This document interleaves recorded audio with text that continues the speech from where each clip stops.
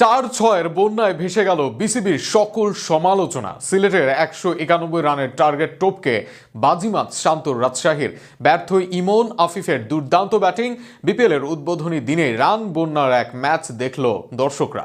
রাজশাহী সিলেটের দুর্দান্ত ম্যাচ নিয়ে আরো বিস্তারিত শুনুন প্রতিবেদন। সেঞ্চুরি করেই নাজমুল শান্তর সেই ভো দৌড়, তারপর লাফিয়ে উঠে উল্লাস। প্রিয় ব্যাটে ট্রেডমার্ক চুমো বাড়িয়ে দিলেন ভক্তদের দিকেও। বড় ভাই মুশফিকুর রহিম জড়িয়ে ধরে দিলেন ভালোবাসা। শান্তর খুশি যেন বাঁধ মানে না।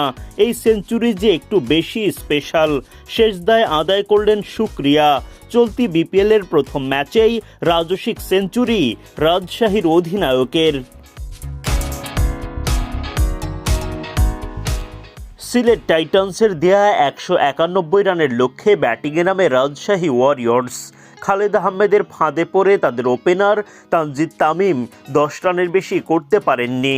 আরেক ওপেনার সাহিবজাদা ফারহান মিরাজের শিকারে পরিণত হওয়ার আগে করেন 20 রান। দুই ওপেনারকে হারালেও দলকে চাপে পড়তে দেননি অধিনায়ক নাজমুল শান্ত। বাউন্ডারির পসরা সাজিয়ে দলকে সঠিক পথে রাখেন তিনি। 50 তুলে নেন রাজশাহীর অধিনায়ক। পূরণ করেন অভিজ্ঞ মুশফিকের সাথে 50 রানের পার্টনারশিপও, যেখানে শান্তর অবদানই বেশি। 50-র পর সেঞ্চুরির দিকেও এগিয়ে যান শান্ত। সিলেটের বোলাররা চ্যালেঞ্জ জানাতে থাকেন, তবে রাজশাহীর অধিনায়ককে আটকে রাখা যায়নি। ঠিকই রাজস্বিক শতক তুলে নিয়ে দলকে জেতান। ফলে 190 রানের বিশাল পুঁজি গড়েও লাভ হয়নি সিলেট টাইটান্সের। শুক্রবার বিপিএলের উদ্বোধনী ম্যাচে মুখোমুখি হয় সিলেট টাইটান্স ও রাজশাহী ওয়ারিয়র্স। টস জিতে আগে বোলিংয়ের সিদ্ধান্ত নেন রাজশাহী অধিনায়ক নাজমুল শান্ত। সিলেটের হয়ে ইনিংস শুরু করতে নামেন সাইম আইয়ুব ও রনি তালুকদার।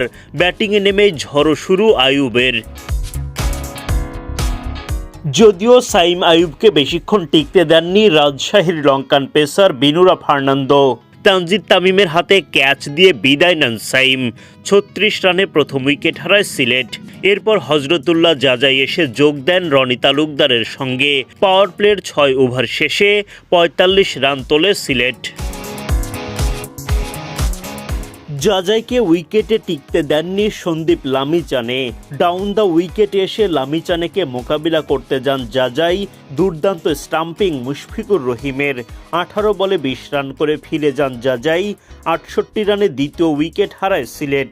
10 ওভার শেষে 2 উইকেট হারিয়ে দলটি করে 75 রান। দায়িত্বশীল ব্যাটিংয়ে সিলেটকে এগিয়ে নিয়ে যেতে থাকেন রনি তালুকদার। রনি যখন 50 থেকে মাত্র 9 রান দূরে, তখনই লামিচানের আঘাত। তার দুর্দান্ত গুগলিতে বোকা বনে গেলেন রনি।